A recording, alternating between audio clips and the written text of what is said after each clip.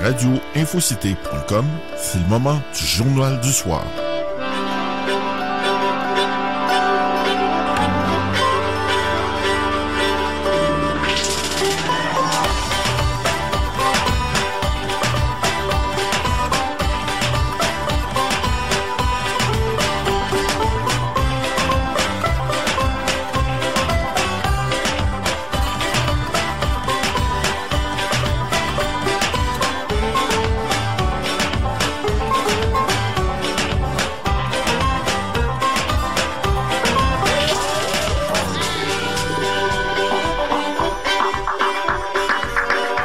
Voici votre animateur, François Saint-Louis.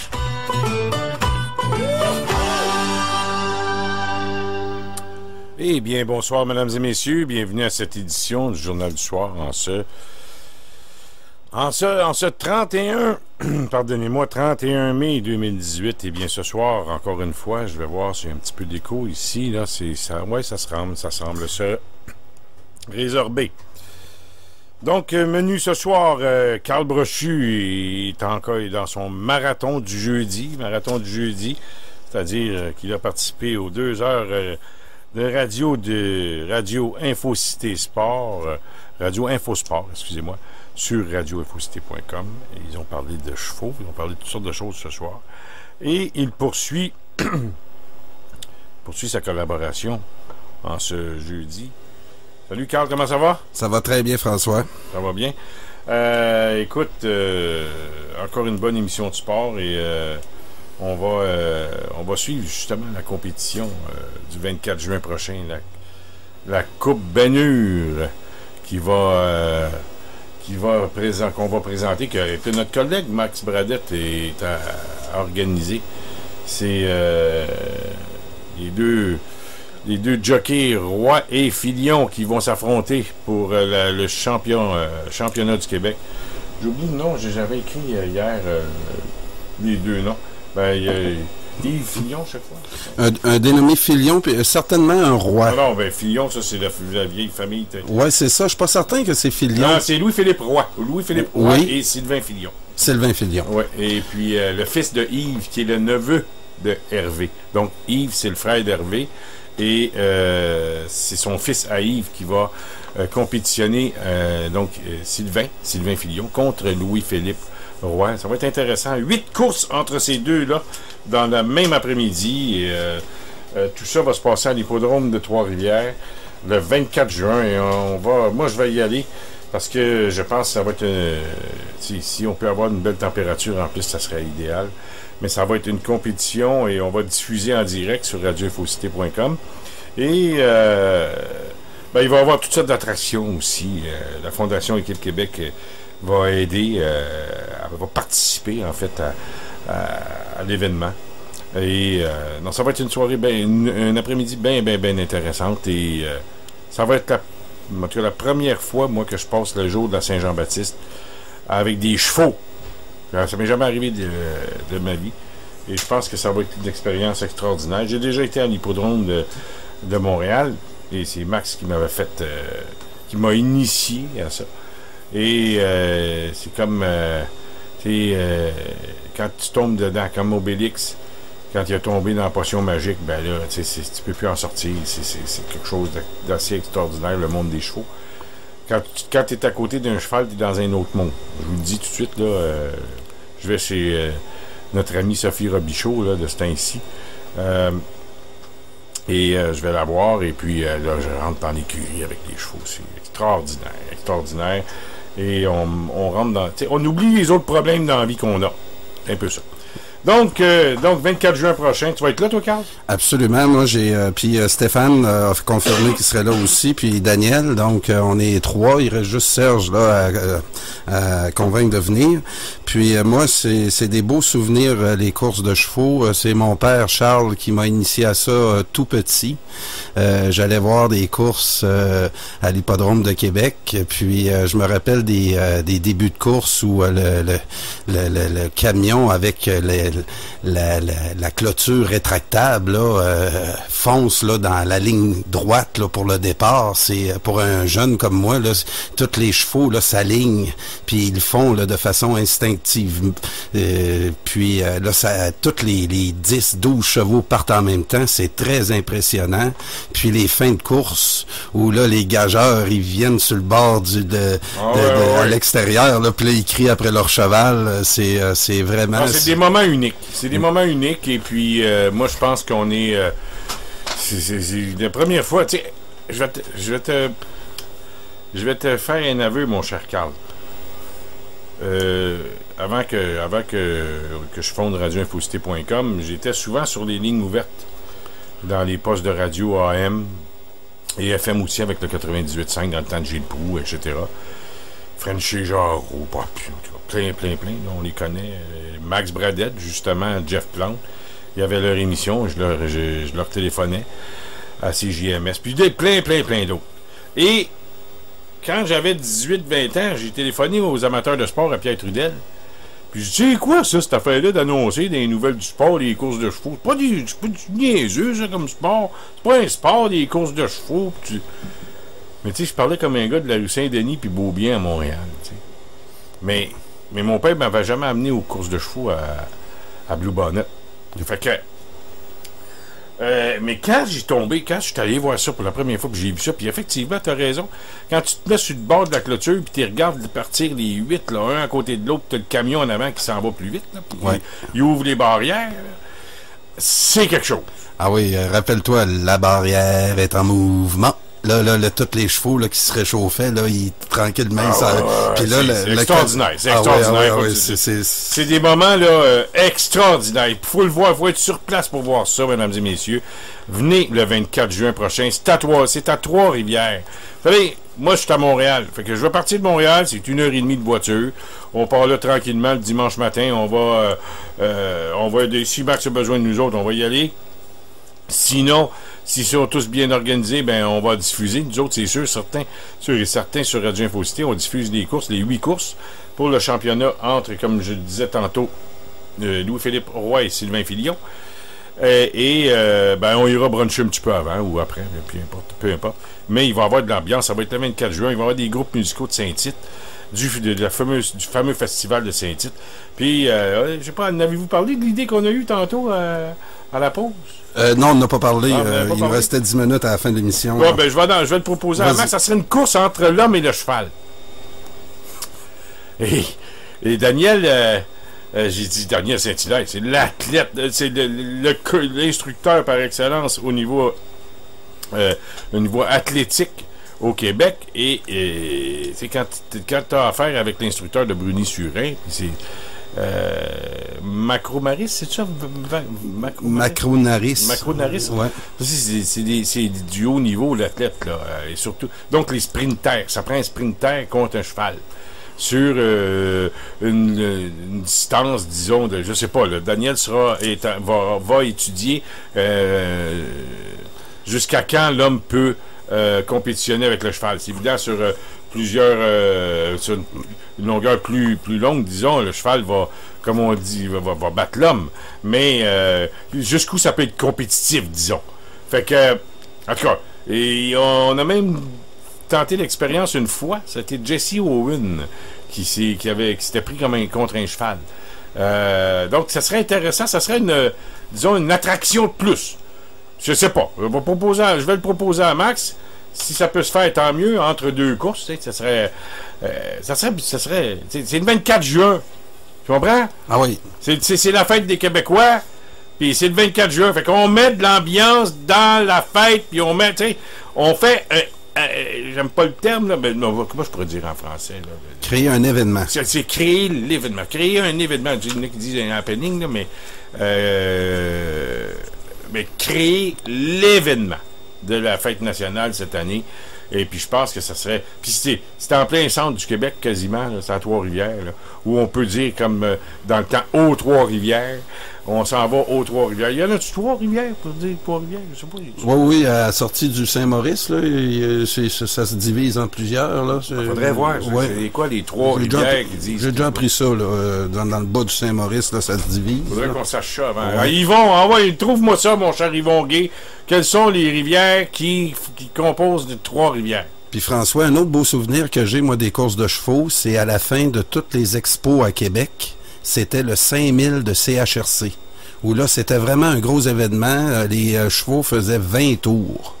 Puis moi, je me rappelle, mon père connaissait bien les chevaux. Puis le cheval qui gagnait souvent, c'était un cheval qui était vieux de 12, 13, 14 ans. C'était des vieilles picouilles, mais qui avaient beaucoup de... 20 tours, là, fallait pas que tu brûles ton cheval en partant. Puis il y avait aussi des jockeys là, que mon père préférait. Là, je me rappelle plus de son nom. Il gagnait tout le temps lui, le 5000. Il l'a gagné plusieurs fois. Max pourrait me le dire. Puis je me rappelle que mon père, il faisait pas juste gager sur le cheval, il gageait sur le jockey qui le conduisait. Puis le 5000, là, c'est 20 tours. Donc là, on voyait des chevaux qui abandonnaient. Puis la course, il pouvait peut-être rester 5-6 chevaux qui restaient là à la fin pour déterminer le gagnant. Puis c'était vraiment... Les chevaux devaient être épuisés à la fin. Là. Ah oui, je te dirais que la moitié des chevaux abandonnaient. Puis il fallait que le jockey là, connaisse bien son cheval. Puis c'est rare que c'était des chevaux jeunes qui gagnaient. 20 tours. C'était le 5000 de CHRC. 20 tours, c'est 5000. 5000, ouais. C'est en combien de temps qu'ils font ça, à peu près, tu sais pas? Oh, là, je m'en rappelle plus, mais oui, je pourrais pas. Faudrait peut-être... On va demander à Max la semaine prochaine. Ouais. Max, moi, j'ai connu Max Bradette. Parce que mon père allait souvent à l'hippodrome de Québec. Puis quand je l'ai vu à ton émission, j'ai dit, je connais ce monsieur-là. Puis je l'ai croisé à l'hippodrome de Québec. Je suis quasiment convaincu. Ah, c'est sûr. C'est sûr. Que tu l'as vu là. Puis partout où allait mon père en vacances, il allait toujours à l'hippodrome. Puis j'étais un peu comme mon père. Quand j'avais été à Vancouver à apprendre l'anglais, j'avais été voir des courses. Eux autres, les Anglais, ils courent sur le dos, là. Puis j'avais été voir ces courses-là. Hein? On appelle ça le trot, je pense. Le trot. Donc, puis ça, c'est pas la même chose. Puis une chose que j'aimerais bien voir, je t'en ai parlé tantôt, c'est des courses de chiens. Ça, j'ai jamais vu ça. J'aimerais bien un jour aller voir des courses de chiens.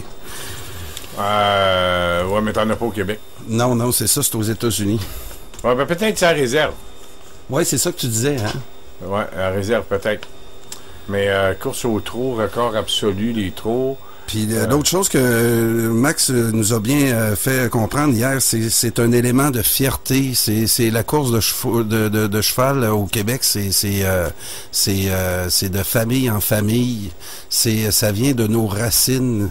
Puis il nous a dit un peu pourquoi il y avait tant de Québécois qui rayonnaient à travers le monde maintenant, même si il y a quasiment plus de courses au Québec, que c'est un sport qui est encore vivant ici parce qu'on a des étoiles au niveau mondial qu'on connaît même pas. Ah, tout à fait. Oui.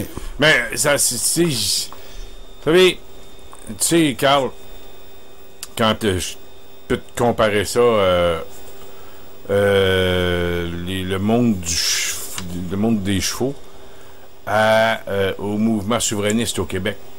J'ai parlé à quelqu'un il y a une couple de jours, puis il parlait justement des chevaux. Puis cette personne-là me disait, c'est fini, c'est mort le monde du cheval au Québec. J'ai pas répondu ben parce que je connais pas, c'est pas, comment je pourrais dire, c'est pas, je connais pas ça comme je peux maîtriser la politique. T'sais. Mais je me dis, si les mouvements souverainistes est comme le monde des chevaux, il y a toujours peut-être moi je pense que c'est fatigant ça.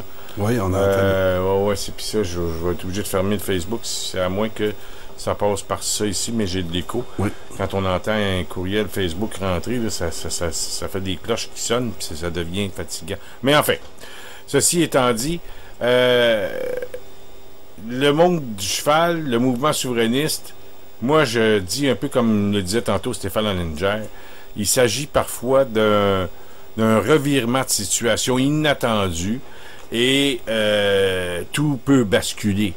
Et je pense que le mouvement souverainiste ne fait pas abstraction à ça, parce que dans toutes les sphères d'activité, que ce soit dans n'importe quelle activité que vous puissiez penser ou que qui vous passe par la tête, il y a un vieil adage en français qui dit je pensais d'avoir tout vu, tu sais. Les vieux, ils disent, moi, je pensais d'avoir tout vu, mais là, celle-là, je m'en attendais pas. Hein? T'as déjà entendu ça? Hein? Oui. Ce qui fait que, tu sais, regarde les 2 taux qui ont tombé le 11 septembre à New York, tu sais. On pensait jamais qu'une affaire de même pouvait arriver. Tu sais, on voyait ça seulement que dans les films américains, tu sais. Puis, dans les films américains, je pense pas qu'il ait fait tomber 2 taux. Ah non, on avait dit que c'était organisé avec le gars des vues. Ben oui, c'est inimaginable. C'était une vue, tu sais. Mais là, le 11 septembre, bon, tu sais, fait que, vous savez, oui, c'est vrai que le mouvement souverainiste vit des moments difficiles, mais sachez que les fédéralistes, ils ont un petit problème, mon cher Carl. C'est que tantôt, Stéphane Langer disait qu'il lâche pas, il a même été en déontologie policière.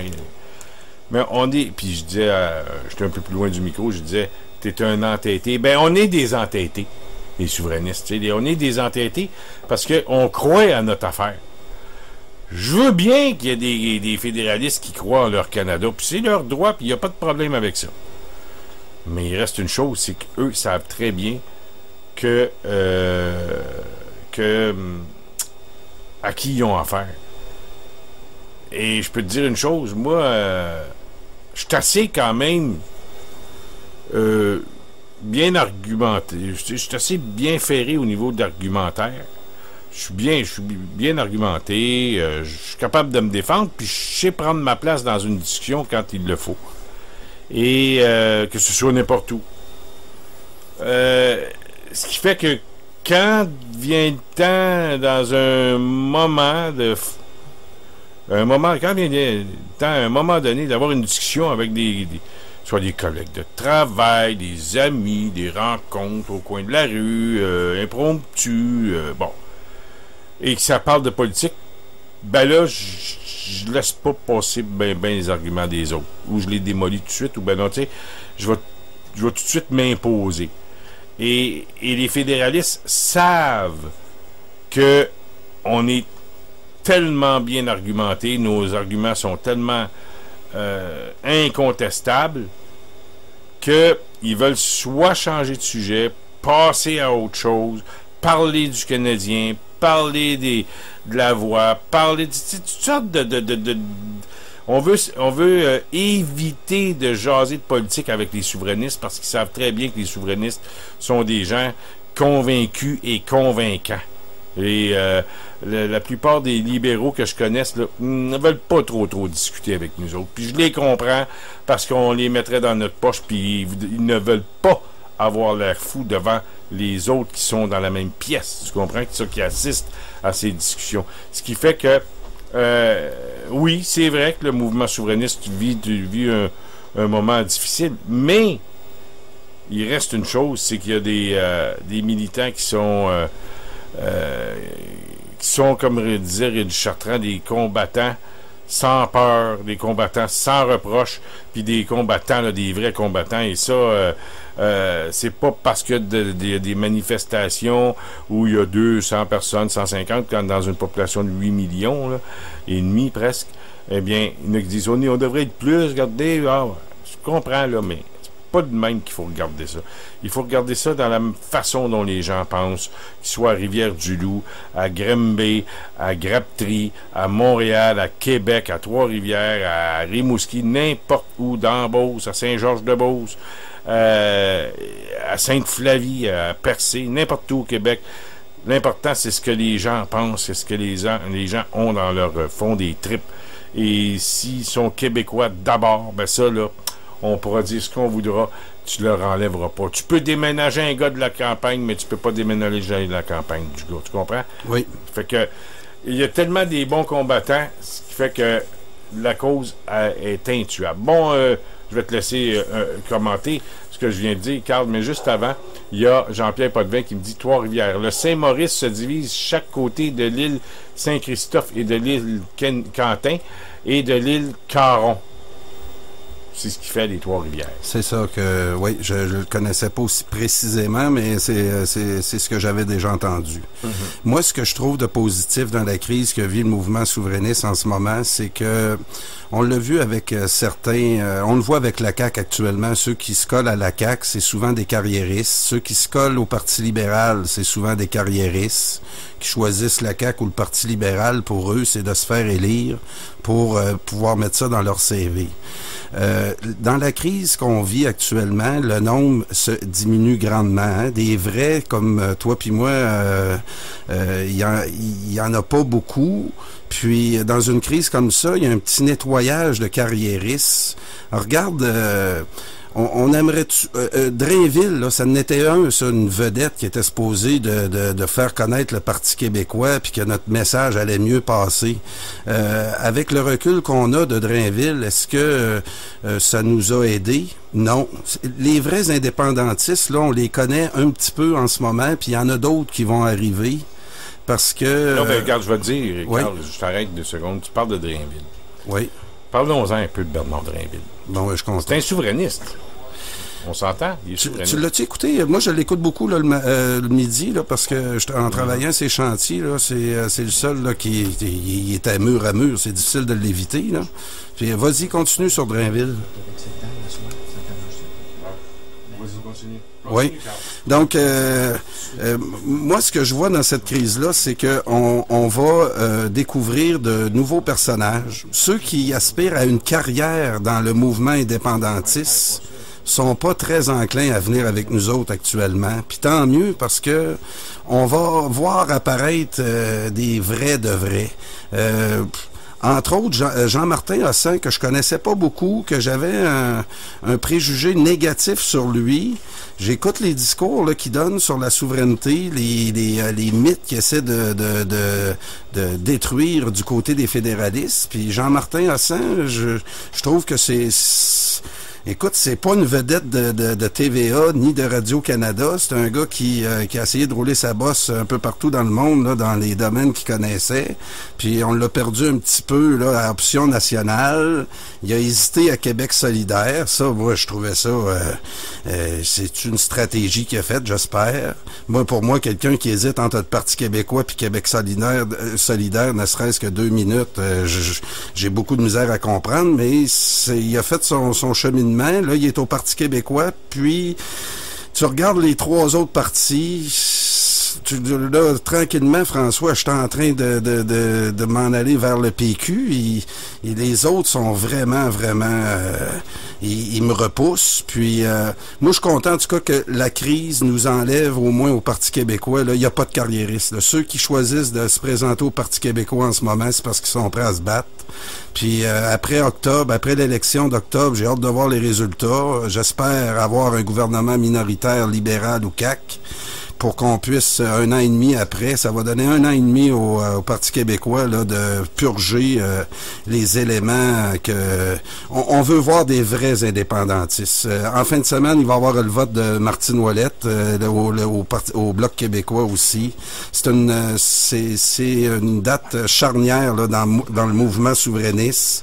Puis tout ce qui va se passer en fin de semaine va être scruté par les masses médias pour encore faire passer notre parti comme un parti de chicaniers qui ne cesse de s'arracher les poils de sa tête.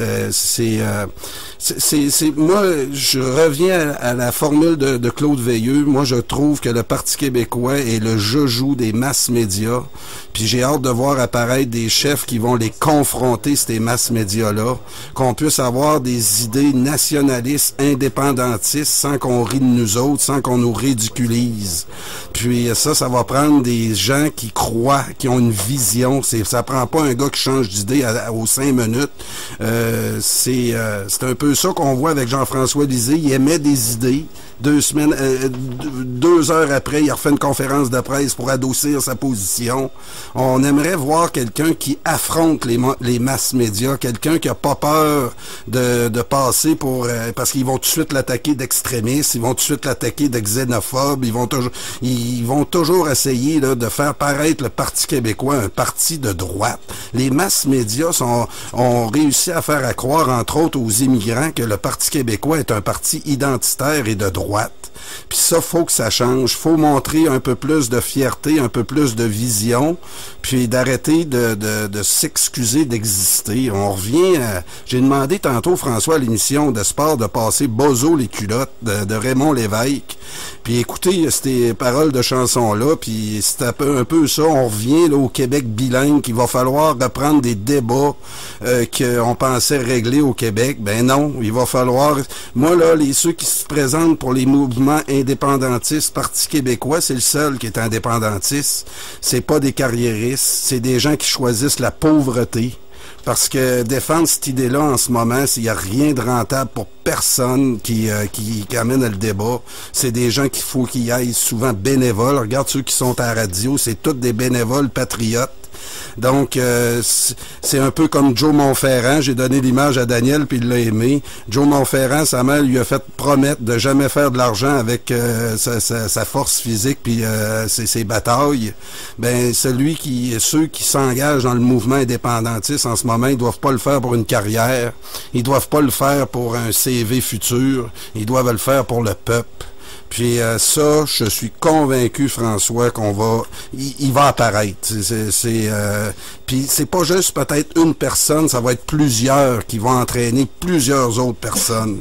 Parce que c'est très inquiétant de voir comment on manipule la masse le peuple qui a pas le temps de suivre les nouvelles comme nous autres, qui s'intéressent pas autant au sujet, qui ont pas le temps de voir comment on dépense notre argent, comment on nous la vole, puis ils se laissent influencer par nos médias. Je le répète, tant qu'on n'aura pas des radios-infos-cités qui vont être écoutées par 100 000 personnes, on va stagner. Des radios-infos-cités, puis j'en écoute de plus en plus. François, je sais pas si tu as suivi sur Facebook en ce moment un dénommé Pierre Dion. Pierre Dion, il a passé...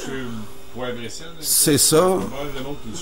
Oui, puis là, cette semaine, là, il fait des lives à 8h07 à tous les soirs pour regrouper du monde à une manifestation dimanche. Puis je suis ce monsieur-là parce que je voulais voir un peu c'était quoi ses objectifs. Puis avec cette manifestation. Une manifestation pour qui va sur quel thème? Sur l'immigration illégale. Il reprend la manifestation qui a eu lieu il y a 2 semaines. Est-ce qu'il fait partie d'un groupe de Storm Alliance ou Benoît Delameute? C'est là-dessus qu'a commencé tout de suite son intervention. Il veut que ce soit un mouvement citoyen. Ouais, il veut pas de couleur de Storm ni de la meute là. Il veut que des drapeaux du Québec puis des affiches dénonçant l'immigration illégale. Ben, tu vois, c'est pas... à mon avis, là... Oui. Je veux t'en parler. Ouais, c'est pas très, très positif pour moi. Puis je vais t'expliquer. De mettre le drapeau du Québec là-dedans,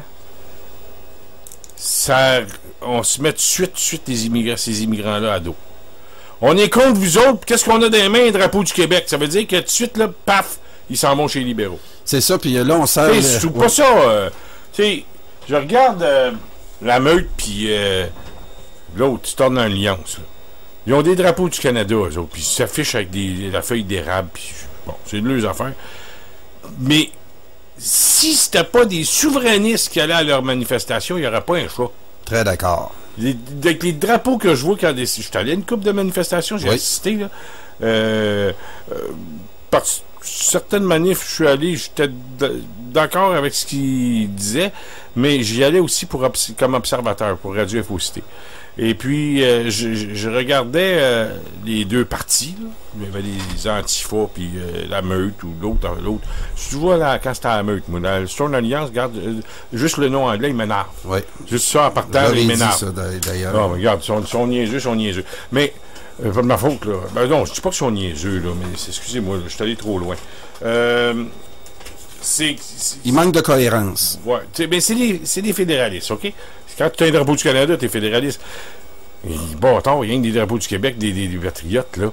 Fait que, tu sais, c'est ma gang, ça, les drapeaux du Québec et les drapeaux des Patriotes. Tu sais, c'est des vrais nationalistes, souverainistes. Ben oui, si on a un drapeau des Patriotes, ils sont souverainistes, c'est sûr, c'est évident. Mais de tout de suite imposer le drapeau du Québec, ça fait comme un blocage avec ces gens-là. Ils vont arriver d'une main et d'une autre. C'est facile à comprendre. On contrôle absolument rien de l'immigration. C'est Ottawa. Fait que, tu sais, je dis pas qu'il faut pas faire de manif là, contre l'immigration illégale. C'est pas ça que je dis, mais d'amener plein de drapeaux des Patriotes puis du Québec là-dedans, pas sûr que c'est la bonne idée, mais bon.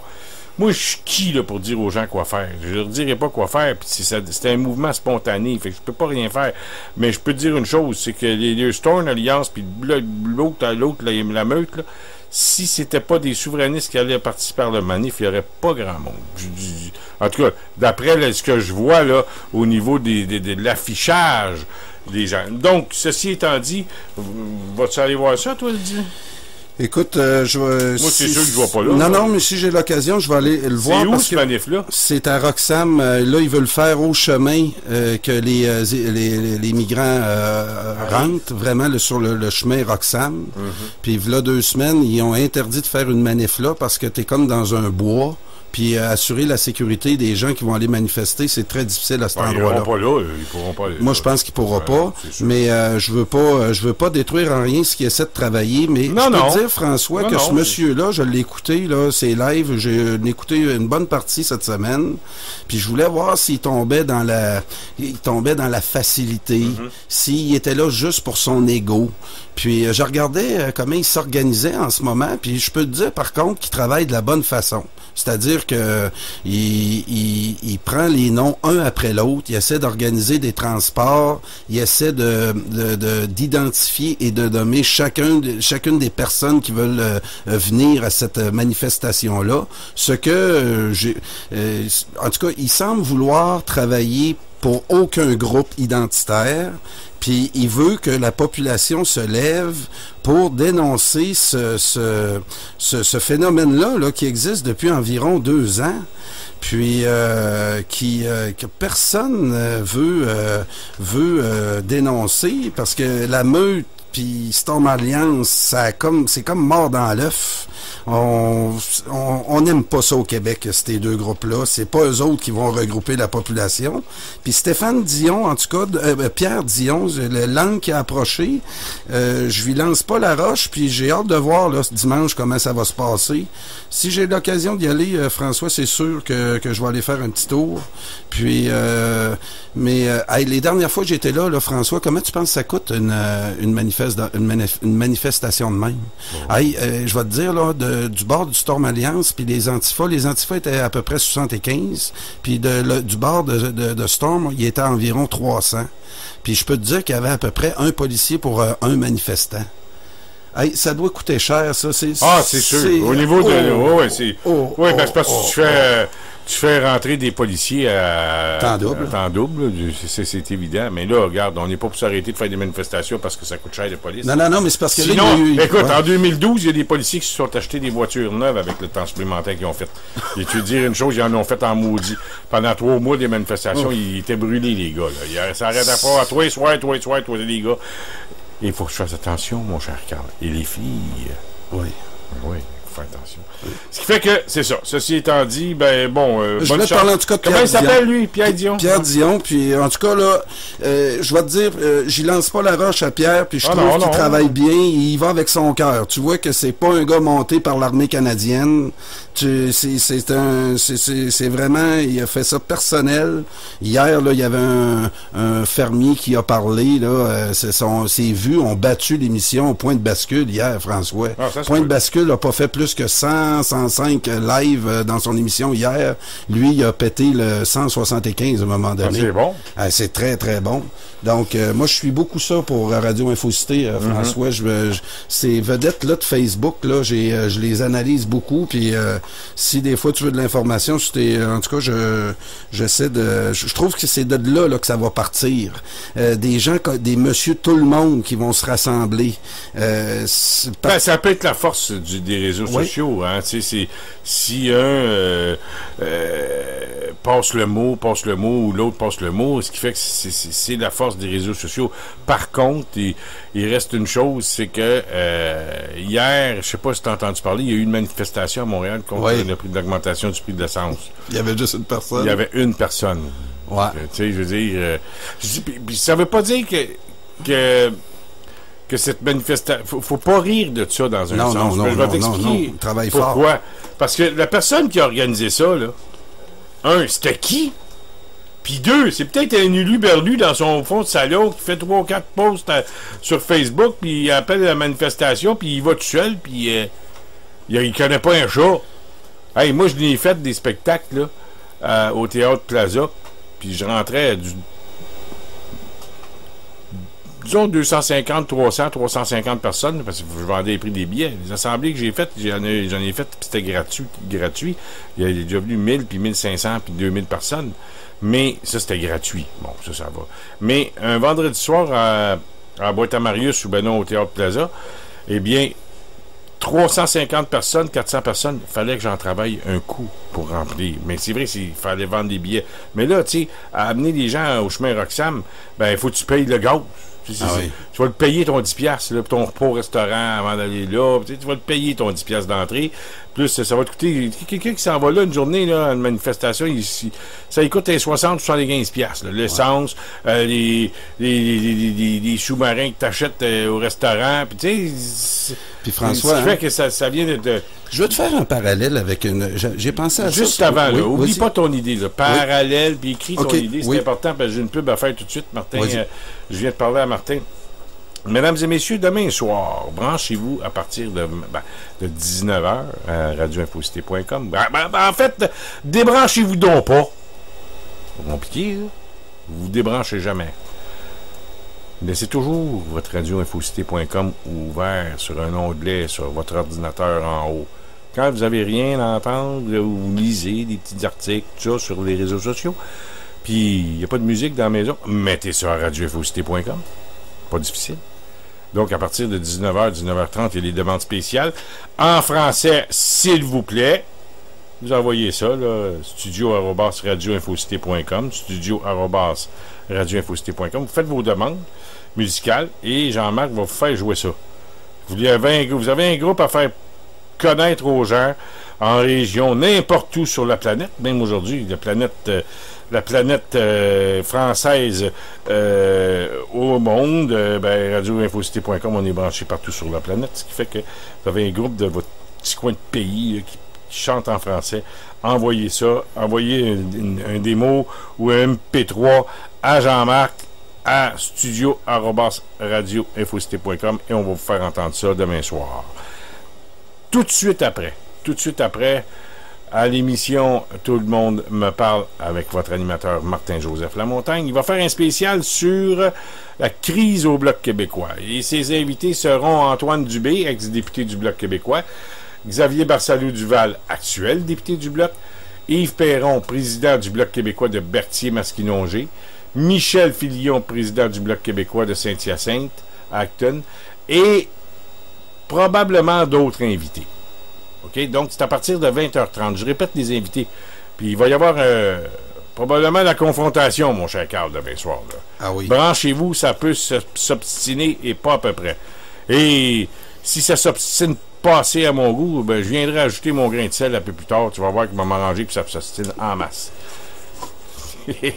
À partir de 22h. Ils ont besoin de je vais les écouter avant. Puis je vais écouter Martin-Joseph avec ses invités. Là. Puis ils ont besoin d'arriver avec des solutions concrètes. Parce que je vais les checker, comme on dit.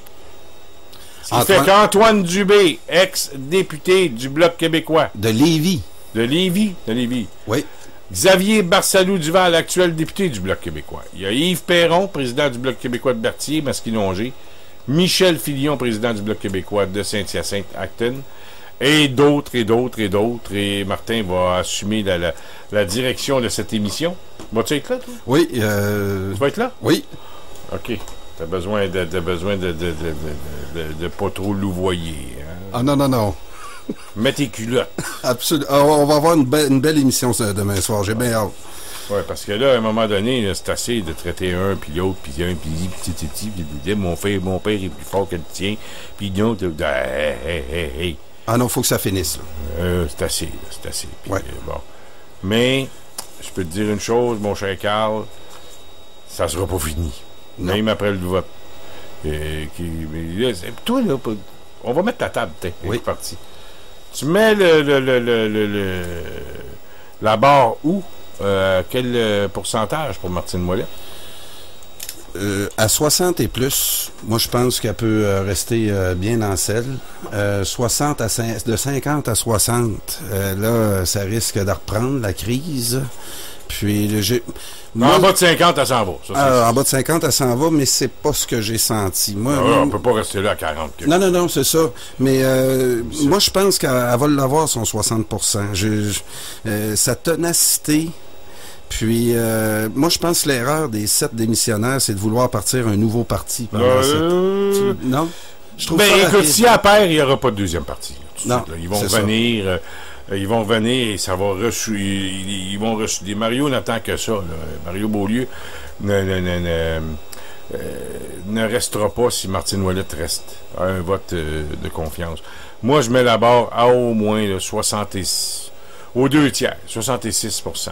En bas de 66%, là, je pense qu'elle ne peut pas rester. Je m'excuse, je veux pas. J'ai une petite affiche là, qui vient de Danny Leblanc, mon vieux chum Danny. Sauvons le bloc, bloquons Martine. Oh, t'arrives pas trop fort. Hein? Non. Moi, t'arrives pas trop fort. Ben, je dis à Daniel puis à Stéphane, Daniel Saint-Hilaire, je dis, écoute, moi, j'ai des amis des deux bords. Des amis qui sont contre Martine, puis des amis qui sont pour Martine. C'est difficile pour moi, tu sais. Puis quand j'en vois un, là, qui j'ai été témoin samedi soir au combat de boxe entre le combat de David Lemieux, un commentaire anti-Martine Ouellette devant un militant, et je sais que ce militant-là est pro-Martine Ouellette, et le pro-Martine Ouellette n'a pas répliqué, il n'a pas fait de chicane. C'est un peu un bon réflexe québécois, ça là. Mais il reste que pour la cohésion du mouvement indépendantiste, le mouvement souverainiste, mon cher Carl, je pense que Martine Ouellette devrait tirer la prise de courant, là, comme on dit. Là. Il devrait comprendre que pour diriger un parti qui est... Et puis, on peut pas se tromper. Là. Moi, j'ai parlé à Mario Beaulieu il y a quelques semaines, après le fameux congrès. Là, je lui ai parlé. Et j'ai dit de rester au bloc. Pourquoi? Parce que on peut pas avoir deux partis souverainistes à Ottawa. Ça marche pas, ça. Fait que il faut rester au bloc, et puis il faut qu'il y ait quelque chose qui change au bloc québécois. Écoute, moi, je ne l'haïs pas, Martine Ouellette. J'ai jamais travaillé avec elle. J'ai jamais eu une réunion. J'ai jamais assisté à une réunion avec elle. Une même réunion où elle participait. Bon. Je peux m'imaginer les commentaires des gens qui en ont eu des réunions avec elle, puis bon, il paraît qu'elle est dure à vivre. Peut-être. C'est pas un défaut, ça. Non, mais oui, je peux comprendre. Mais tu sais, quand à un moment donné, tout le monde s'en va, là, il y a un problème, là, tu sais, à un moment donné, là, t'es responsable, là, d'un mouvement, là, d'un parti, là, qui représente la souveraineté du Québec, puis t'es capable de mettre à peu près 80% du monde dedans à dos. T'es prêt à te mettre à dos. Ça représente quoi dans la population, ça, après? Tu peux pas t'en aller devant la population et dire, ben non, on est unis. Non, ça marche pas. Ça fait que va falloir qu'il se passe quelque chose. Moi, je pense qu'il va falloir qu'elle quitte. Parce que, à moins qu'elle ait tout un score, je serais surpris. Je serais fort surpris. Elle peut pas aller en haut de 70%. Si elle avait en haut de 70%, ben là, regarde, elle a toute la latitude qu'elle veut. Mais il reste que pour la cohésion d'un mouvement, parce que c'est important, le mouvement souverainiste, là, il faut que le chef ou la chef représente ou fasse une certaine... OK, il y en a qui disent que Duceppe était dur. Oui, mais il s'est pas mis tout le monde à dos comme ça, là. J'ai pas vu ça, moi. Et qu'on vienne pas, là, moi, me ramener des idées, puis tu sais, quand j'entends, moi, Denis Monnière venir faire la leçon, bah, ça me tente pas, là, d'embarquer, là, dans tu sais, il a insulté carrément tous les militants du Bloc québécois depuis 20 ans, Denis Monnière, l'autre jour. Première réaction, ben, je vais m'abstenir ici ce soir de dire, parce que c'était pas des mots... tu sais, quand ça te passe par la tête, tu sais que tu ne dis pas, là. Tu as le droit de te parler, hein. Ben, moi, je peux te dire une chose, quand j'ai vu ça en fin de semaine, je vais être poli, mais je vais dire, pour qui vous prenez-vous, M. Monnière? C'est quoi qu'il a dit d'épouvantable? Oh, il a dit que... Bon, je peux te le trouver, là. Je vais te le trouver. Attends, ouais, je vais te le trouver. C'est assez facile. C'est Ève-Marie Taïtilac qui a écrit là-dessus. Attends un petit peu, je pense que je vais le trouver. Je l'ai quelque part ici. En attendant... Attends, je vais essayer. Bon, tout ça pour te dire que il reste que... On est à une sorte de croisée des chemins, là, en fin de semaine. C'est un peu ça. Puis on m'a dit ce soir que la conférence, il va y avoir conférence de presse dimanche après-midi vers les 3 heures. Ce qui fait qu'on va le savoir en fin de semaine. Ça va être la fin, là, en fin de semaine de la crise. Ah oui, puis ça finira pas. Je suis d'accord avec toi qu'après dimanche, là, il y en a 2, 3 que ça fera pas leur affaire. Ils vont donner une petite entrevue à Radio-Canada, puis à TVA, puis là, ils vont dire, regardez, la crise est pas réglée. C'est vrai que Mme Ouellette a vraiment pas un groupe facile. Que ce soit Martine Ouellette, Josette Lapierre, n'importe lequel.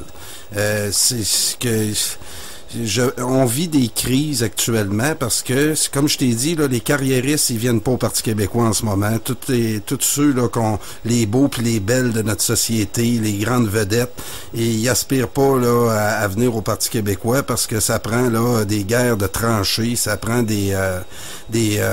ça prend quasiment des kamikazes actuellement pour défendre cette idée-là, parce qu'on est attaqué de tous bords, de tous côtés. Puis moi j'ai bien hâte de voir le traitement médiatique le dimanche soir de tout ce qui s'est passé au Bloc qui va se passer en fin de semaine. Puis une partie des réponses du mouvement souverainiste puis des crises qu'on a actuellement, c'est qu'on est dépendant de l'opinion publique. Puis l'opinion publique, c'est pas nous autres qui amène en ce moment. C'est pas nous autres qui mènent les idées actuellement. Puis c'est bloqué, ça, à haut niveau. Puis l'argumentaire souverainiste est toujours mis de côté. Les seules places qu'on entend de l'argumentaire souverainiste d'actualité, c'est dans quelques émissions sur Facebook. Mais les masses médias évitent le sujet, puis ils s'attardent aux chicanes des souverainistes. Ouais, moi j'ai trouvé la phrase de Denis Monnière. Vas-y. C'est Ève-Marie Taïtilac qui a répondu à Denis Monnière. Et je vais lire les 2 premiers paragraphes. C'est très court. Comment Martine Ouellette peut cautionner des alliés qui ont des propos qui divisent en insultant une frange importante de son membership? Hier, j'ai été estomaqué de lire les commentaires de Denis Monnière, le conseiller de la chef du Bloc québécois, qualifiant les branleux qui sont au Bloc québécois depuis 20 ans. Hey, à un moment donné, c'est le conseiller de la chef, là, qui... Les branleux depuis 20 ans. Qui sont au Bloc depuis 20 ans. Denis Monnière. Tu sais, quand tu pars avec cette opinion-là, puis dis, garde, là, il y a un problème, là. Moi, j'ai posé des affiches pour le Bloc québécois. Moi, Bernard Bigra était dans le comté de Rosemont. Moi, je te dis, Rosemont Petite Patrie, j'ai pris des panneaux de Bernard Bigra, puis il n'y a pas à dire, il s'était présenté à une convention contre mon frère. Il est venu 1100 personnes à cette convention-là. Grosse convention. Mon frère a perdu par 50 votes. Bernard a eu 575 votes. Mon frère, 525. Une grosse convention, une belle convention, ouais. Comme dans le temps. Là, la salle, il devait avoir Ben, écoute, au moins 1100, il y en a au moins 1100, puis des observateurs, il va y avoir 1500 dans la salle. Plusieurs tours? Y avait-tu juste un deux? tour? Non, il y avait Oui. juste 2 candidats. Ça, fait que, tu sais, ça s'est tranché par 25 votes. S'il y en avait 25 qui votaient de l'autre bord, c'était quasiment égal. Regarde, tu parles encore d'investiture, là. On parle pas de ça à CAQ. Ils en ont pas d'investiture. Ouais, mais ça, on y reviendra. Oui. Mais, puis quand Bernard a battu mon frère, il y avait l'élection qui suivait. Ben moi, je me suis rallié, puis j'ai été prendre des panneaux balcons pour Bernard Bigra. Puis j'ai, avec mon frère jumeau, Jean, on a fait la rue Saint-Zotique d'un bout à l'autre du comté. On est parti de Parc Avenue jusqu'à Saint-Hubert, là, vous êtes dans ce coin-là, jusqu'à P9. Tous les poteaux, il était bien installé. Puis nous autres, quand on installe des panneaux balcons, on peut dire rien à faire. Ils sont difficiles à arracher parce qu'on les pose bien haut. Tu comprends? Oui. On a une échelle. Plus en bas. On a une échelle de 10 pieds, puis on monte dessus. Fait qu'ils sont à peu près à 12-13 pieds dans les airs. Fait que c'est inaccessible pour l'être humain, là. Fait que, tu comprends? Oui. Fait que là, donc, moi, j'étais un branleux pour Denis Monnière depuis 20 ans. Tu sais, y en a-tu posé, lui, Denis Monnière, des affiches du Bloc québécois depuis 20 ans, des affiches, puis des choses comme ça, des choses de terrain. Fait que, tu sais, moi, me faire donner la leçon, là, comme ça, tu sais, je reste poli ce soir, là. Ça s'arrête, là. Mais François, comment tu réagirais, toi? Tes propres... ça démissionne 7 à la fouet. Ah, moi, je m'en irais. Moi, c'était moi le chef, là. Il y en a 7 qui démissionnent, puis il y a Beaulieu qui démissionne après. Je m'en irais. Bon, non, je garde. Pour le bien du mouvement, là, mon père m'aurait dit, François, va-t'en, là. Si je garde, c'est parce que, écoute, t'es en train de casser le mouvement souverainiste. Moi, mon père m'aurait dit, moi, je m'en irais. J'aurais pas attendu ça, là. Écoute, elle a tellement de monde à dos que moi, je peux pas percevoir, je peux pas voir comment est-ce qu'elle va être capable de rallier le mouvement souverainiste. La seule façon, là, ouais, c'est évident que si après, il va y avoir 3 ou 4 déçus de son bord, là. C'est proche. Mais, si ça prend ça, tu sais, c'est pas très reluisant, ce qui se passe actuellement, là. Ben, c'est pas très reluisant. C'est-à-dire, c'est plate pour elle, là. Mais qu'est-ce que tu veux? Hey, François, là, à part de lui reprocher... Psychologiquement parlant, pour cette personne-là, là, tu sais, je la sens sincère, là. Tu sais, je la sens sincère, là, cette fille-là, là. Mais sauf que, qu'est-ce que tu veux, je te dise, elle s'est mis tout le monde à dos. Pourquoi? Elle n'a pas volé. Non. Elle n'a pas fait de corruption. C'est probablement son tempérament. Si je regarde comment dans les 2 courses à la chefferie qu'il y a eu au PQ, aucun député a voulu l'appuyer. Parce que les autres sont dans le caucus avec elle. Il la voit aller. Moi, je la vois pas aller. Moi, j'ai jamais assisté à une réunion. Je te l'ai dit tantôt.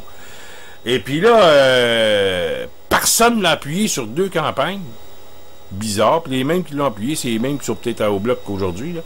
Puis là, elle arrive au Bloc, elle a la présidence du Bloc sur un plateau d'argent, puis tout le monde s'en va. Sauf un couple. Un couple qui est couple de députés, là. Dans la vraie vie, ils ont un enfant ensemble, là. Oui. Il y a quelque chose qui ne marche pas, là. Tu dis, c'est tout le monde qui n'ont pas raison? En tout cas, tu comprends? Oui. Fait que donc, on va le savoir en fin de semaine. On va suivre ça de près. Si on est capable de faire une émission spéciale samedi vers 4 heures, là, je sais pas, je vais voir là, selon ma disponibilité, mais il reste toujours que Martin pourrait peut-être être disponible. Je ne sais pas. On va couvrir l'événement, c'est sûr. Si moi je suis disponible, ben c'est évident qu'on va commenter. On va avoir une couple d'invités et on va voir là, la suite des choses dans le cas du Bloc. Mais chose certaine, c'est un moment important.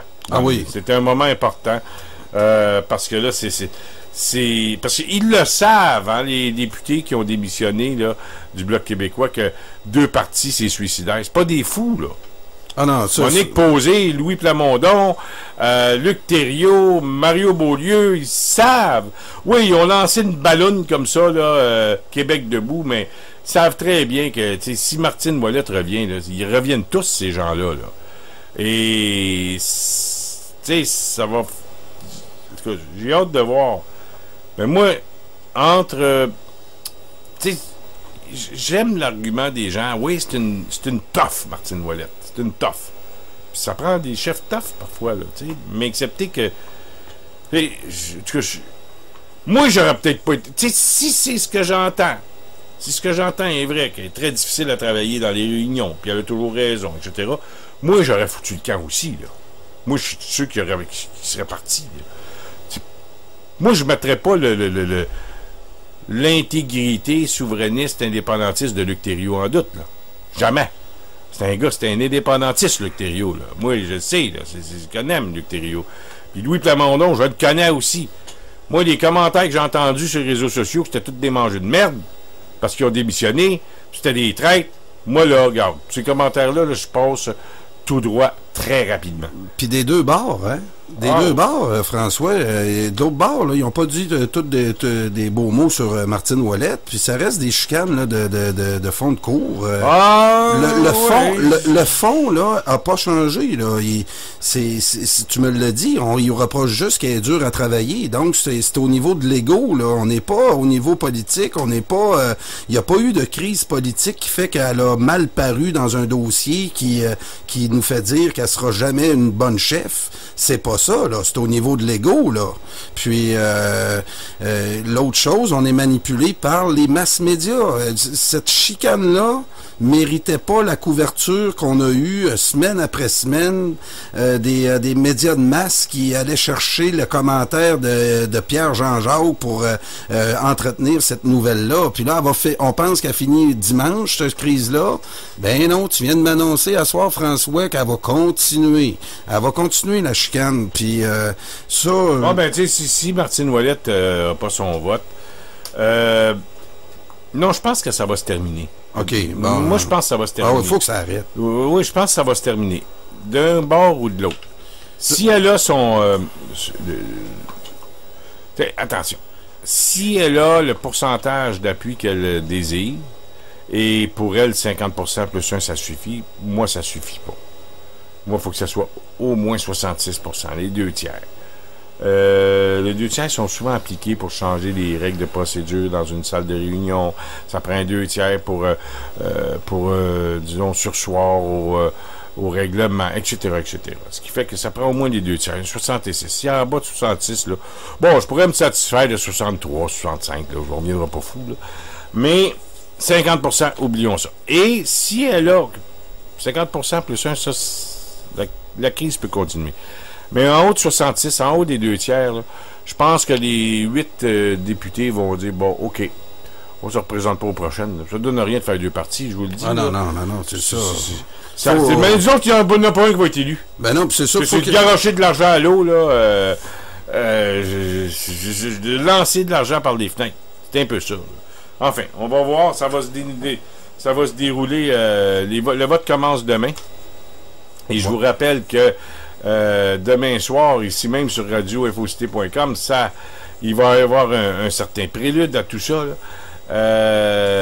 Et je pense qu'on va avoir un bon débat. Là, si mon ordi peut aller plus rapidement. Donc, Antoine Dubé, ex-député du Bloc québécois. On est à 20h30, mesdames et messieurs, branchez-vous. Antoine Dubé, ex-député du Bloc québécois. Xavier Barsalou-Duval, député actuel du Bloc québécois. Yves Perron, président du Bloc québécois de Berthier-Masquinongé. Et il y a aussi Michel Filion, président du Bloc québécois de Saint-Hyacinthe-Acton. Et je sais que Martin est à la recherche de peut-être d'autres militants qu'il aimerait bien qu'ils ou qu'elles interviennent. Mais par contre, je peux te dire, j'ai vu la petite présidente du Bloc des jeunes. Oui. Je ne me souviens plus son nom, Gingras. Je l'ai croisé Paquette Gingras, je pense, ça se peut-tu. Elle paraît bien, la fille. Oui. Je pense qu'elle s'exprime bien. Elle vote contre Martine Ouellette. Mais, tu sais, c'est des... Oublions ce que je viens de dire. Là. C'est des jeunes comme ça, là, qui articulés. Elle est pas mal bonne, la fille. Je sais qu'elle devait être à l'émission de Martin Joseph. Je pense qu'elle a décliné en dernière minute. Mais enfin, ce serait intéressant que Martin l'ait. En tout cas, on va voir dimanche. Ouais, peut-être plus dimanche. Là. Ouais, je sais pas si ça va se dérouler où, cette conférence de presse. Ou la divulgation des résultats. Je ne sais pas où ça va avoir lieu, mais je sais qu'il y a la divulgation des résultats dimanche vers 3 heures. C'est ce que je pense, c'est ce que Martin m'a dit tantôt. Mais à quel endroit? En tout cas, on verra dimanche. Mais chose certaine, je pense que ça devrait être fini. Tu sais, si elle a, comme je te disais tantôt, si elle a 50%, entre 50%, à la permanence, c'est ce qu'on me dit, Martin me dit, à la permanence du Bloc québécois. Si elle a entre 50 et 60%, là, la crise va continuer. Mais là, puis elle décide de rester, évidemment, la crise va continuer. Mais sinon, en tout cas, moi, ce que j'aimerais le mieux, là, c'est que un rapprochement entre tout le monde. Je pense que ce serait ça l'idéal. C'est ce que je préconise. Bon. Ceci étant dit, on va... Oui, puis cette petite mini-campagne-là qu'il y a eu là, depuis la démission des 7, là, moi, je donne un léger avantage à Martine Ouellette pour sa ténacité. Ouais. Moi, je pense qu'elle avait prévu qu'elle démissionnerait, puis elle a tenu bon. Puis j'ai fait, je la suivais un petit peu à la marche des Patriotes lundi passé, puis j'écoutais les commentaires quand les gens allaient y serrer la main. Puis la plupart, là, on admire sa ténacité. Puis ça, là, j'y enlève pas. Puis moi je peux difficilement être contre cette femme-là, parce que ce qu'on m'a dit d'elle, c'est qu'elle a trop de caractère. Puis moi, c'est ce que je recherche, là. Je recherche pas des moutons en ce moment, je recherche des gens qui ont des couilles. Puis elle, je pense qu'elle en a un petit peu. Moi, je pense qu'elle a des couilles, cette femme-là. Oui, ça, on peut pas y enlever. Et je pense que... mais par contre... ce que je trouve de plus important, ce qui est plus important pour moi, ce n'est pas l'individu, c'est la partie. Bon, il y a 3 choses, là. Il y a 2 choses là-dedans. La patrie avant les partis, oui, et les partis avant les individus. OK? Ouais, moi, François, je te dirais, je suis plus à l'individu en ce moment. Les partis, en ce moment, m'inspirent pas beaucoup. J'essaie d'aller chercher certains qui m'inspirent là-dedans. Je veux bien que tu sois d'accord, que tu préconises les individus. Oui, mais il reste que quand vient le temps d'une élection, ben, je pense que là, c'est le temps de voter pour le parti qui représente le mieux nos idées. Et en ce moment, à Québec, c'est le PQ. Oui. Puis à Ottawa, c'est le Bloc québécois. Évidemment, s'il y a une élection demain matin, je vais voter Bloc, que ce soit Martine ou un autre. Ben oui, je ne voterai pas conservateur. C'est sûr que je vote Bloc, moi. Ben oui. Bon, ça, c'est la première des choses. OK? Mais, puis tu n'as qu'à regarder cette semaine. Il y a eu une belle preuve disons, d'une certaine connivence entre Martine Ouellette et le PQ. On n'a qu'à se rappeler du dossier de la presse. Oui. Que Martine Ouellette, c'est la première qui a commencé à vouloir, à ne pas donner son accord, oui, pour qu'on puisse présenter le projet de loi sur l'OSBL, la presse, l'ONBL. Là, en tout cas, oui, j'ai pris cette nouvelle-là. Ouais. Et le PQ est d'accord avec elle et l'appuie. Tout le monde là-dedans sont bien d'accord, donc ça passera pas. Merveilleux. Il reste 8 jours, là, maintenant, il reste 8 jours. Donc, 8 jours à la session parlementaire. Je pense qu'il en restait 9, incluant aujourd'hui. Là. Il reste les 2 prochaines semaines, 4 jours, puis c'est terminé après. Ah oui. On est en élection. Oui. C'est terminé. Ce qui fait que si le projet de loi pour la presse passe pas, ça va être à l'automne. Oui. Là, c'est les amis de la CAQ, les amis des marais de la CAQ qui vont y faire passer le projet. Bon, il va falloir qu'il y ait l'appui du PQ. S'il y a des députés, il devrait y avoir des députés. Ouais. Donc, enfin, on va... Puis pour te revenir à mon parallèle de tantôt, là, la fête des Patriotes vient de passer, puis moi, j'apprenais à mes étudiants que les leaders des Patriotes c'est essentiellement, ils venaient de la bourgeoisie professionnelle, c'est-à-dire des médecins, des avocats, des notaires, qui étaient plus instruits que le peuple, puis des gens qui croyaient à leur patrie, qui se sont battus, puis qui ont informé le peuple de tout ce que le régime britannique est en train de faire, puis qui est en train de manipuler la colonie française d'Amérique. Puis je me posais la question avec les leaders du mouvement souverainiste indépendantiste. Puis cette révolution-là, ces changements-là qu'on exige, ça va venir de qui, François? Est-ce que on va avoir encore des avocats, des financiers, qui vont prendre le leadership, juste des universitaires? C'est pour ça aussi que je respecte beaucoup des démarches comme Monsieur Dion, là, qui se détache des mouvements identitaires puis qui essaye d'organiser des mouvements citoyens sur des sujets qui sont pas à la mode. Non, c'est sûr. Mais il reste, c'est beau, là, M. Dion, puis tout ça. Mais il arrive à une élection, là. Puis il y a des choses qui sont pas mal, non pas plus importantes que le dossier d'immigration illégale, parce que c'est un dossier important, je le conçois, mais il reste qu'il y a une élection qui approche. Là. Oui. Puis les petites manifs là, de 10 puis 15 ça changera rien. Au chemin Roxane, là, ça changera rien. Puis il n'y a rien qui va changer, même après le 1er octobre, parce que l'immigration, c'est contrôlé par Ottawa. Il y a une manière de s'en sortir. C'est l'indépendance du Québec. Faut arrêter de niaiser. Puis c'est bien beau les manifs là-bas, là, puis d'amener les drapeaux du Québec. Ça marche, ça donne rien. Puis s'il y a quelqu'un qui en a fait des manifs là, dans sa vie, c'est bien moins. Puis à ce niveau-là, on n'a aucun gain à aller chercher. Aucun gain à se promener à Roxham, là. Non, je suis d'accord. Regarde, il y a eu une manifestation de la Société Saint-Jean-Baptiste et du mouvement impératif français devant les édifices du barreau. Devant l'édifice du barreau. Il y a 2 semaines. Une semaine ou 2, à peu près. Et le barreau a reculé. Oui. 52% qui ont voté le barreau de Montréal, là.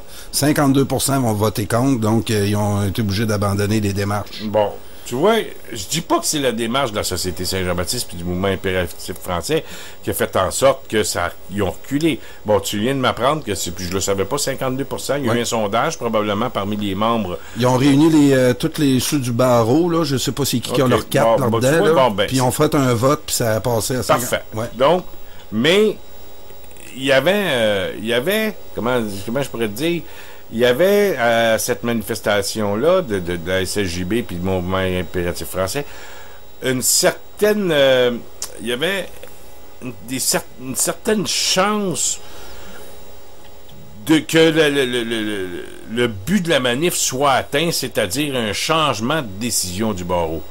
On le voit aujourd'hui, c'est fait. Oui. Mais oublie ça, Roxham, là. Non. C'est Ottawa, c'est Trudeau. Oui, je suis d'accord. Puis moi, je leur ai dit quand j'ai été voir il y a 2 semaines.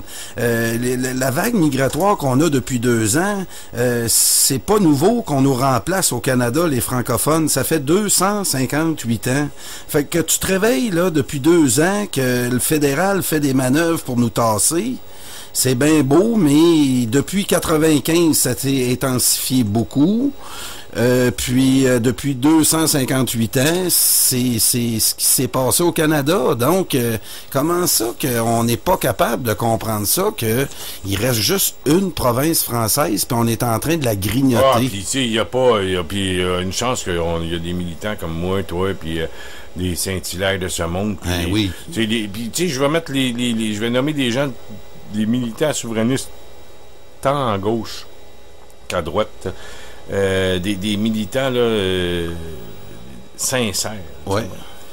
Chance qu'on est là. Parce que dire une chose, on rame dans le vide parfois. Là. Quand on prend des trucs qu'à aller à ton travail, regarder avec qui tu travailles ou des clients, pis tout ça, tu peux quand même, tu le vois l'entour de toi que c'est pas au niveau politique là. Puis la fierté là. Ouf. Ça c'est des bouts. Tu si tu leur demandes es-tu fier d'être Québécois, ils vont tous te dire oui. Là.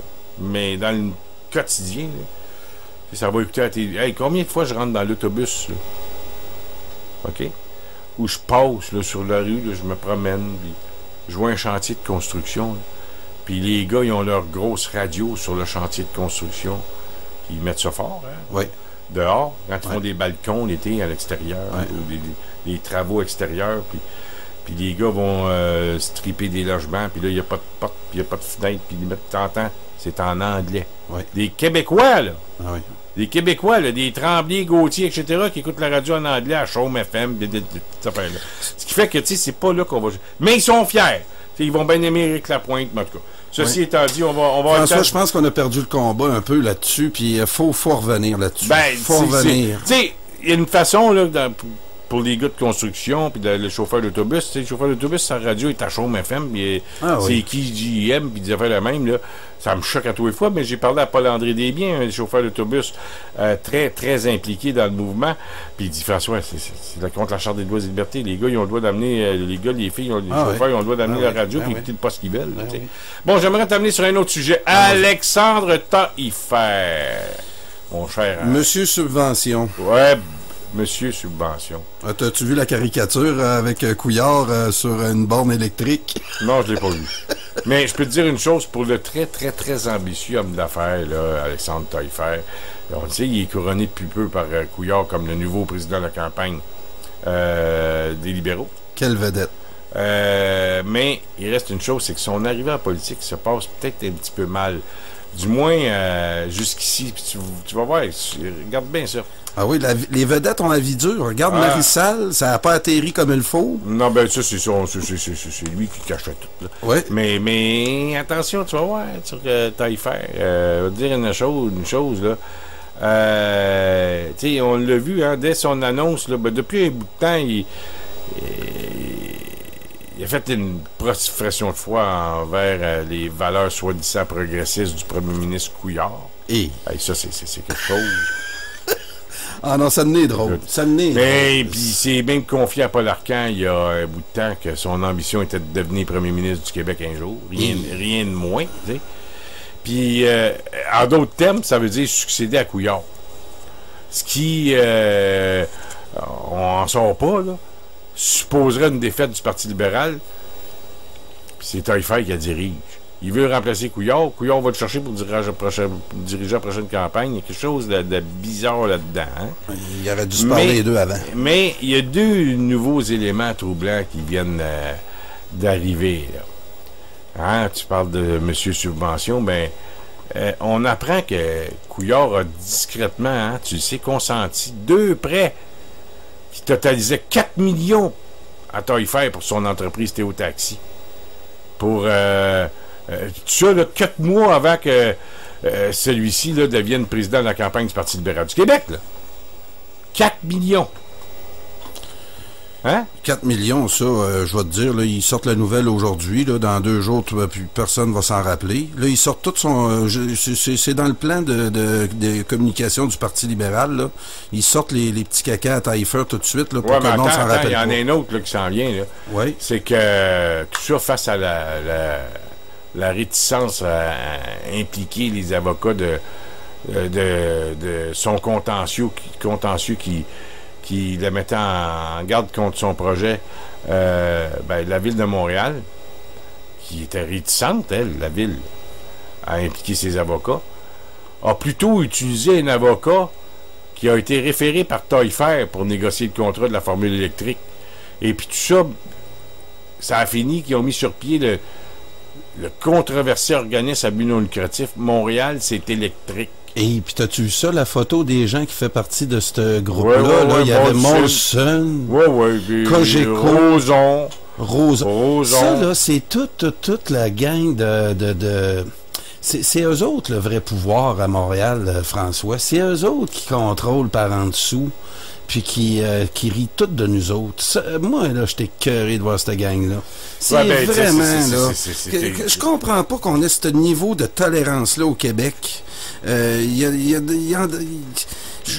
J'ai beaucoup de misère à concevoir que ces gens-là, en plus, sont adulés. C'est des petits amis du régime. Sont adulés, en plus. Ah, c'est des petits amis du régime. Ils ont leur fan club, hein. Hey, moi, avoir eu les privilèges, si notre famille, la tienne, avait eu les privilèges de toutes ces familles-là, les Molson à travers l'histoire, nous autres aussi, on embrasserait de la bière puis on emmènerait large de toutes les mais privilèges eux autres, que ils ont ces été dans gens-là ont. l'industrie de la bière, hein, puis les Québécois aiment la bière. Ils ont fait de l'argent, ils savaient où faire leur argent, les Molson, depuis fort longtemps. Ils ont même eu assez d'argent pour faire une banque, man. Ah oui, puis...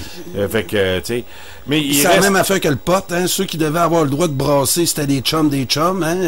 C'est les loyalistes qui sont venus vivre avec nous autres, refusaient l'indépendance américaine. C'était des dépendants de la couronne britannique. C'est de cette gang d'Anglais-là qu'on a hérité, puis qui ont monté un pays qui s'appelle le Canada. C'est-tu facile à comprendre, puis eux autres, ça? ils haïssent les Français. Ben oui, puis ça n'a pas changé, ça, depuis 250 ans. Mais il reste une chose, il nous manque pas... Il reste moins de 10 minutes à l'émission, Carl. J'aimerais te poser une question qui me trappe dans la tête depuis longtemps, puis je te pose la question, puis je vais en poser à d'autres, puis je vais cogner sur le clou, le clou jusqu'à la prochaine élection, et jusqu'à peut-être un petit peu la première semaine, mais après ça, je vais arrêter, là, ça ne donnera plus rien.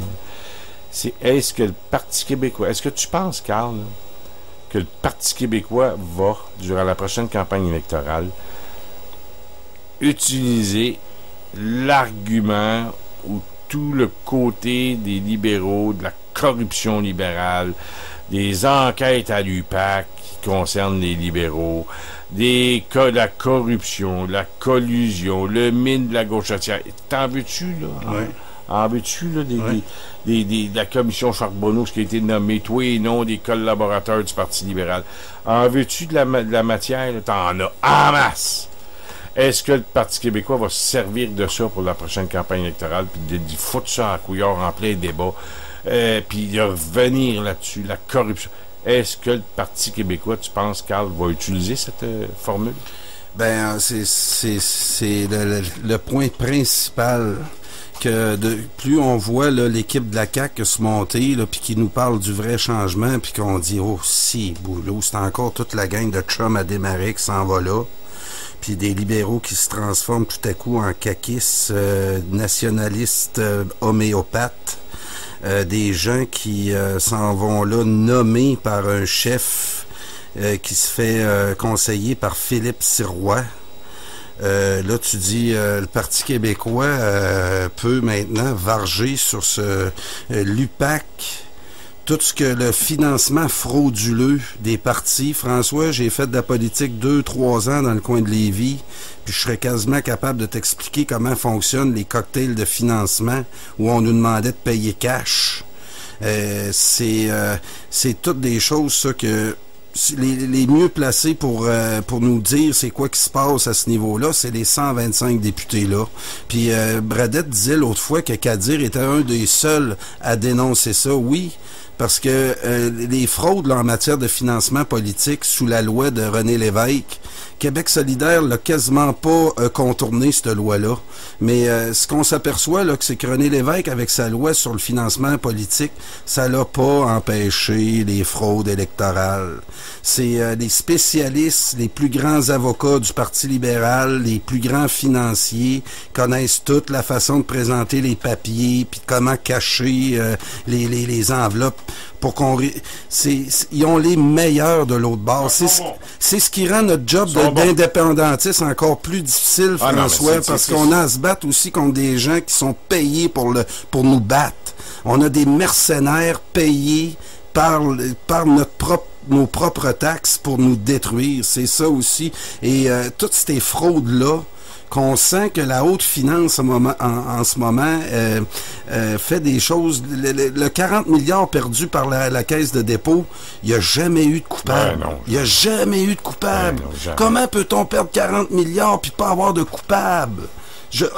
Au moins, on aurait aimé ça avoir des noms de ceux qui ont fait qui ont pris les mauvaises décisions. Pantoute, on le saura jamais. On va crever de même, François.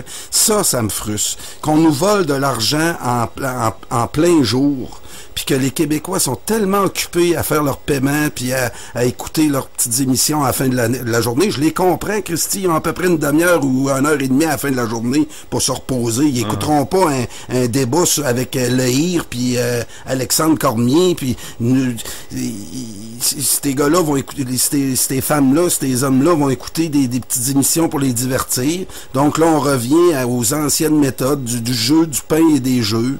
Puis c'est ça qu'on voit. Mais il reste une chose, mon cher Carl, c'est que en bout de ligne, quand ces mêmes personnes-là là, qui veulent écouter ou se reposer le soir à se divertir, ils se relèvent le lendemain matin, puis ils prennent leur boîte à lunch, puis ils s'en vont travailler, puis ils payent des impôts, puis ils se feront avoir par des Alexandre Taillefer de ce monde qui vont chercher des millions en subventions pour des compagnies qui leur appartiennent.